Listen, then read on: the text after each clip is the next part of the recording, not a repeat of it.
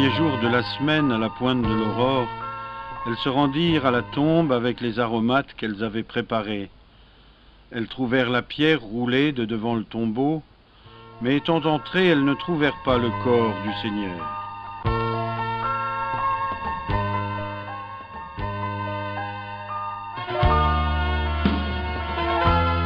Elles ne savaient qu'en penser, quand deux hommes leur apparurent en habits éblouissants.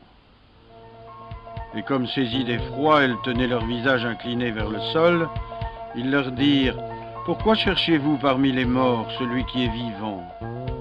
Il n'est pas ici, il est ressuscité. Rappelez-vous comme il vous a parlé lorsqu'il était encore en Galilée.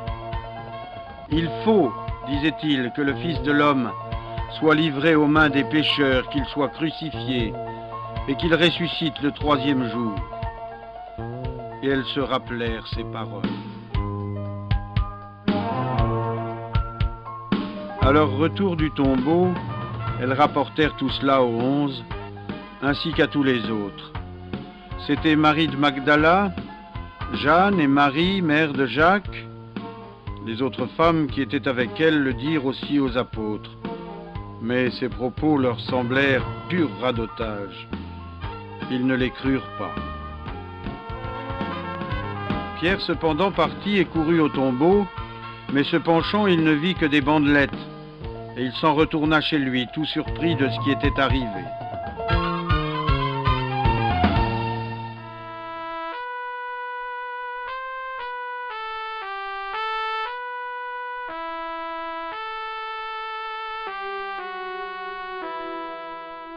Et voici que ce même jour, deux d'entre eux faisaient route vers un village nommé Emmaüs, à 60 stades de Jérusalem, et ils s'entretenaient de tout ce qui s'était passé.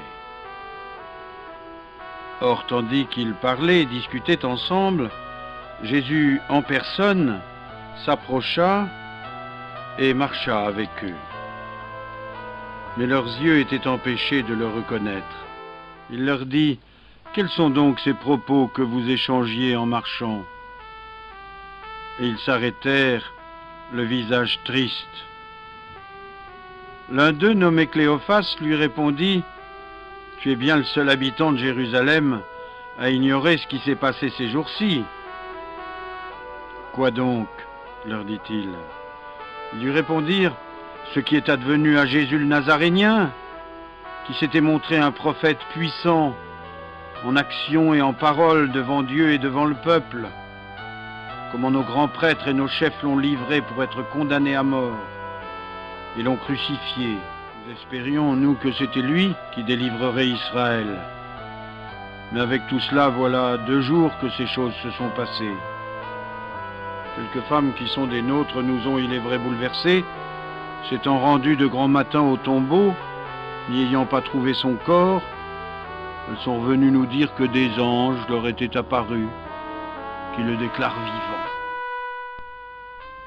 Quelques-uns des nôtres sont allés au tombeau et ont trouvé les choses comme les femmes l'avaient dit, mais lui, ils ne l'ont pas vu.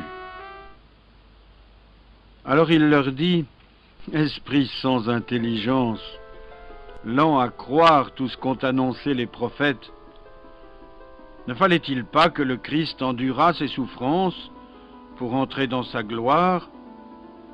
Et commençant par Moïse et parcourant les prophètes, il leur interpréta dans toutes les Écritures ce qui le concernait. Quand ils furent près du village où il se rendait, il fit semblant d'aller plus loin. Mais ils le pressèrent en disant « Reste avec nous.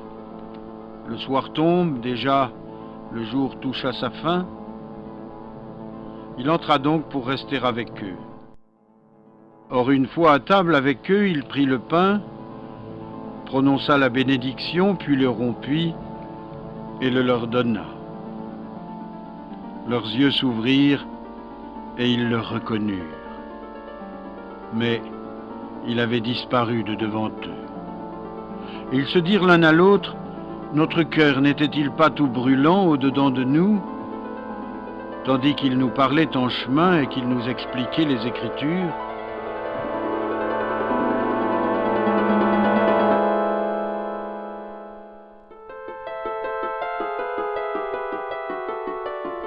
sur l'heure, ils partirent et revinrent à Jérusalem.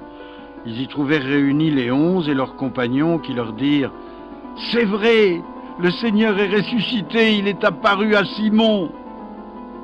Et eux de raconter ce qui s'était passé en chemin et comment ils l'avaient reconnu à la fraction du pain.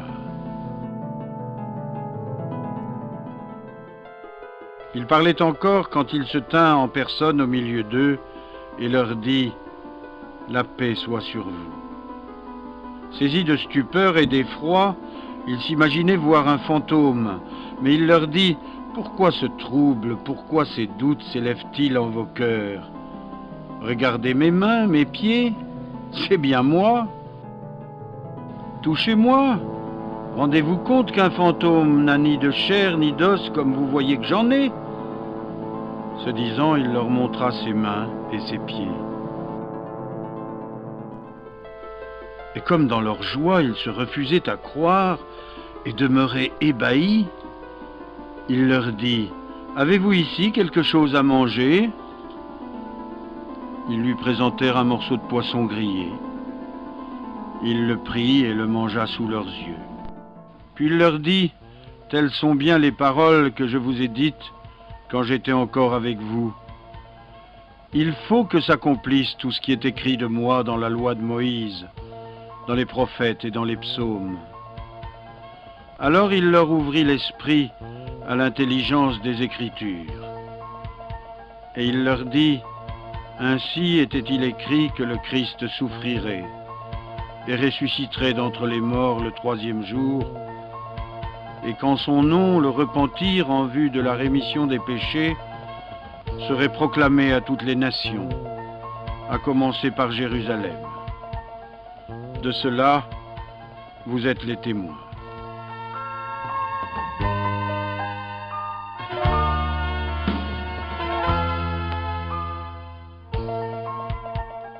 Pour moi, voici que je vais envoyer sur vous ce que mon Père a promis. Vous donc, demeurez dans la ville jusqu'à ce que vous soyez revêtus de la force d'en haut. Puis il les emmena jusque vers Béthanie, et levant les mains, il les bénit. Or, tandis qu'il les bénissait, il se sépara d'eux et fut emporté au ciel. Pour eux, s'étant prosternés devant lui, ils revinrent à Jérusalem en grande joie, et ils étaient continuellement dans le temple à louer Dieu.